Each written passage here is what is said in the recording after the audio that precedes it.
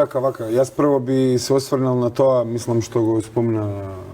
господинот Сотир, а тоа е за пребројувањето на опозицијата која веќе еднаш се случи кога требаше да се гласа за недовербата и распуштање нели последователно на собранискиот состав, но тоа не се случи затоа што опозицијата се обиде успешно да ја саботира опозицијата. Но тоа ни кажува дека блокадите на ВМРО имаат можеби и позадинско значење, а тоа, за да дојдеме до тој одговор, треба да видиме на кои му одговараат предвремени избори.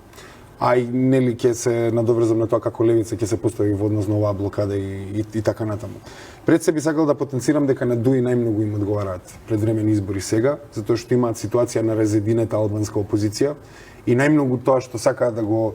ескивираат е да им се случи 2020 повторно да се обедини албанската опозиција.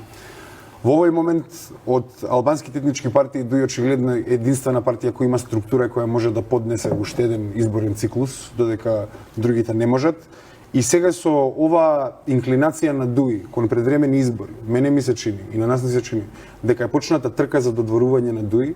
и дека ВМРО го прави ова за да го искористи револтот, тоест не е револтот, туку можноста и опортунизмот на ДУИ за предвремени избори. Така да интересно е зашто ВМРО, затоа што блокирање на собранието како еден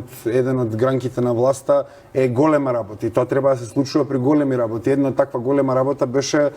ајде да кажем условно кажано киднапирањето на пратеникот, кога требаше да се случи промена на текот во кој одиме. Тогаш не го блокира собранието, па ниту им беше повод се растечките опасности од преговорите со Бугарија кои се осврнуваат на македонскиот идентитет и на конституентите на македонската државност, и тие бираат сега да почнат во блокада која не знаеме уште во која насока воопшто ќе се движи, затоа што во овие